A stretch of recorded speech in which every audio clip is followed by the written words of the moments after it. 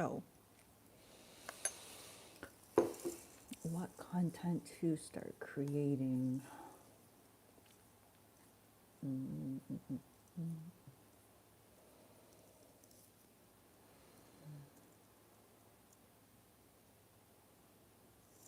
Well,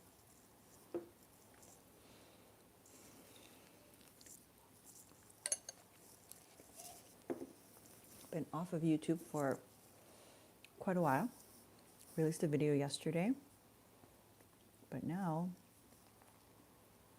I gotta start creating more content. Uh-oh, baby's waking up.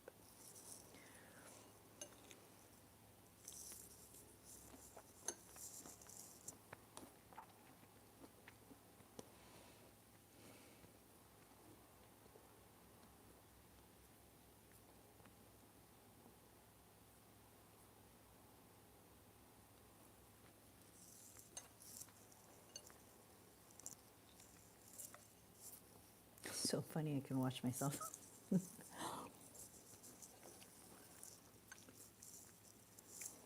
Hi. If you have anything you want to see me create for manifestation, let me know. It's crazy. You get off of doing things for a while and it just feels like foreign.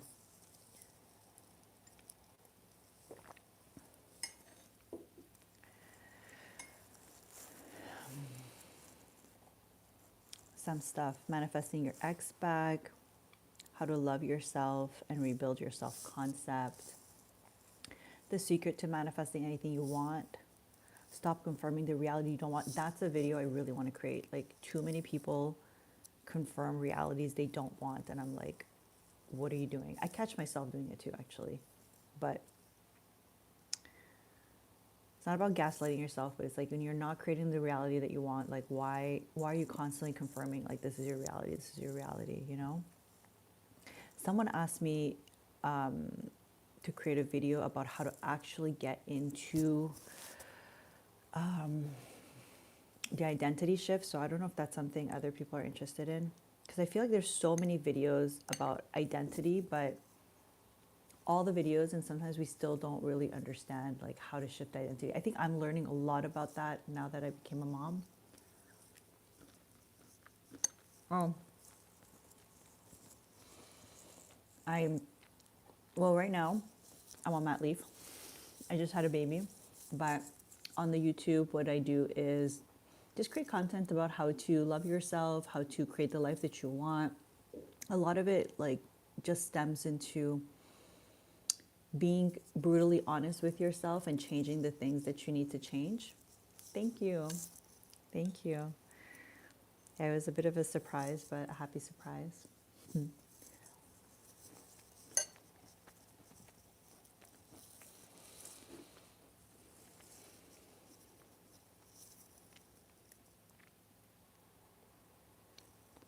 Another video idea, how to effectively use positive thinking to manifest. Because I think a lot of times, I don't know, am I the only one that gets scared of thinking sometimes too positive? Because I'm like, if I'm too positive, I might be denying certain things. I don't know. Anyways, I haven't really fully had my coffee, so I don't fully make sense, you know.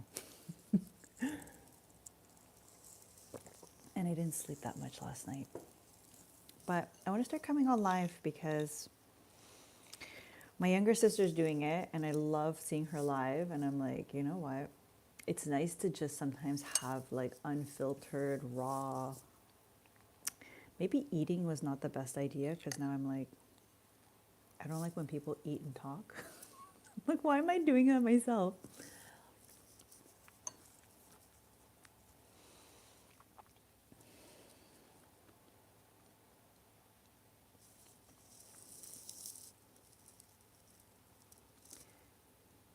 You see black and white in what sense? Like literally or I'm thinking figuratively. What do you mean?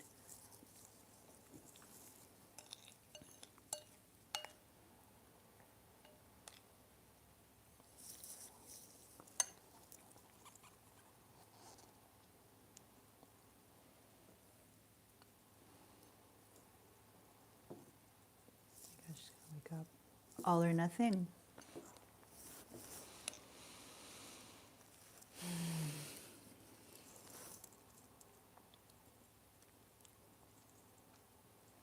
Sometimes I get that. I feel like there's a lot of all or nothing in life, but there's so many phases of life where there's like an in between. Finally, a normal person. That's what I mean. You gotta go live, you gotta talk to people. I don't know, especially like, I'll just use an example. Like, just now I have a baby and it's my first time, I'm a first time mom. And you know, you have all these concepts about how you want things to go. Like, you really do. Like, you know, I don't care if anyone says, no, I'm going to be laid back. You're not laid back. You have like different things you want to do. And then at some point, you're going to fail. Like, you're going to fail like multiple times. And you can't be like, okay, well, if I don't do this all the way like that, I'm a bad mom. You have to really like give yourself massive grace. And one mom actually told me something interesting. She's like, drop your expectations to the floor. And it was really humbling because I had really high expectations. I have high standards. And I think with high standards comes high expectations at times. But the moment I dropped my expectations, literally everything went smoother. Like, to the point where if you don't breastfeed, like, I wouldn't understand this until I started breastfeeding, but like, there's a thing that's called the letdown, which allows your milk supply to let down and go. And if you're really tense and you're like, it has to be like this or like that, it won't come. And it's really painful and it's hard. And then if you relax and you just like let go, so you let go of that all or nothing, you are able to, you're able to like breastfeed. So I don't know if that made sense, but it's kind of like, you can't force and be like, okay, I have to either do it all this way or I'm not going to do it at all. I had some friends who thought like that, and then they ended up abandoning breastfeeding. So they were like, if I can't do it like this, like this, like this, and they abandoned really, really quick. So I think it can be a powerful mindset of like, you know, being firm with yourself, like with your workouts and stuff like that. But then at some point you got to let go. No, most live streams are unstable people. Okay. Oh, I don't know. I don't really watch live streams. I don't like it, but I work on it. Yeah. I feel like if you look at places in your life, where can I relax this all or nothing? Where, like, you see, one of the ways we change our own perspective is to create like a crack in the wall. Or I like actually what Tony Robbins said once. He's like, you have a table, can you make it wobble? Like, it has 4 legs. Is one leg wobbly, right? Or can you prove something absolutely in a court of law, right? When it's the all or nothing. And I think that when there's something you don't like about the all or nothing thought pattern, it's like, okay, where can I find an example that this is not the absolute truth? And then from that, you start building until I push mine a bit, but heading to med school, I feel when you're alone there has to be structure. Well, yeah, med school, you need structure. What kind of medicine do you want to practice? You can have structure, but you know, even in structure, you need wiggle room. You need to, I don't know, I used to be so rigid at times with certain things. Like, especially when I first started my business, like at one point my husband's like, you're the hardest working person I know. And I was like, wait, I started a business to not be the hardest working person anybody knows. I want to be more relaxed. And then just started forcing myself to take breaks and really like intentionally living my life, being like, hey, these are my days. Like, nothing is guaranteed. Nothing is guaranteed. We don't, like, you know, God willing, we all have long, prosperous lives, but life, like, literally, we don't know how long we have. So sometimes I remind myself, like, especially when I'm upset and I really like go down this rabbit hole. I'm like, wait, what if I just appreciate also where I'm right now, and I take a moment and I release some of the structure.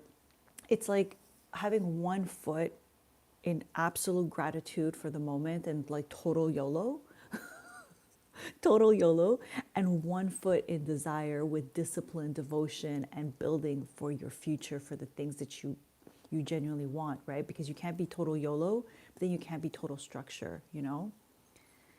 My daughter, she's 19 now. That's a good point. Oh, congratulations. I can't wait to get look, I'm actually really happy with the present, but I have a daughter too. And like, okay, she's like 7 weeks old. So you probably know that phase where it's like, you know, she's crying. That's what she is. Like, I have conversations with her. I don't know if she understands me, but I'm like, I'm waiting for us to like have conversations, like be friends.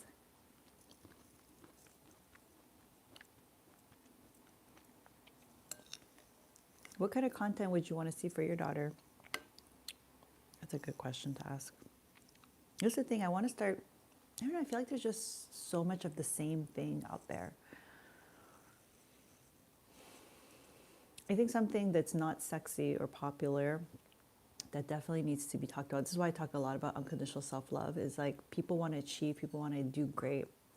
I'm one of those people. I want to achieve, I want to do great. But I think far too few take the time to really learn to love themselves and like build a life based on that self-love, build a life based on feeling, making decisions based on feeling worthy instead of constantly making decisions to feel worthy. Like it's kind of it's like a double-edged sword, because if you don't do things where you feel worthy, you're not going to feel worthy. But if you only do things to feel worthy, your self-worth is also going to always be on the other end, you know?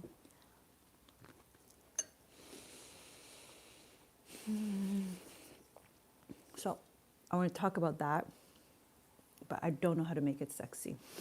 So I try to weave it into my content. It goes so fast. Yeah, that's what everyone tells me. I mean, I'm at 7 weeks. I think she's going to be 8 weeks old. My gosh, she's wiggling around. I think she's ready to be woken up. By that, I mean she's already awake. She's ready to eat. You know, one thing I really did not, I know it's so cliche because so many people say to you and you think you know, but you don't know until you're there, like how much free time I had.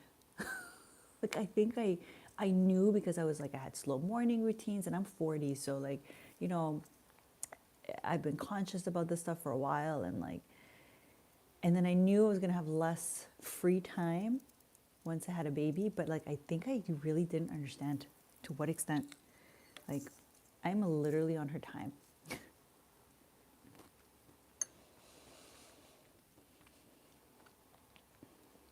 So for someone, go do something wild that you wouldn't be able to do if you didn't have time.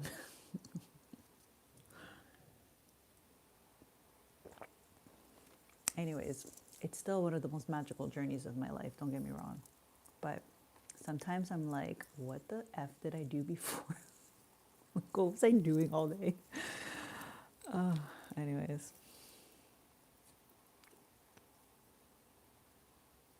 Okay, here's another one. But again, I feel like everyone does this. Detach and manifest exactly what you want. I think detachment is also like just like that letting go I was talking about 2 seconds ago. But it's hard to drop your expectations, you know? Like I think you have to shift expectations.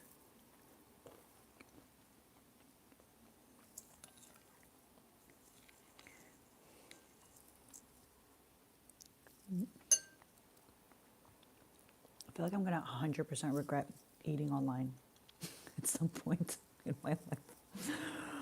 Next time I'll just come with my coffee. Watch me by the end get so comfortable.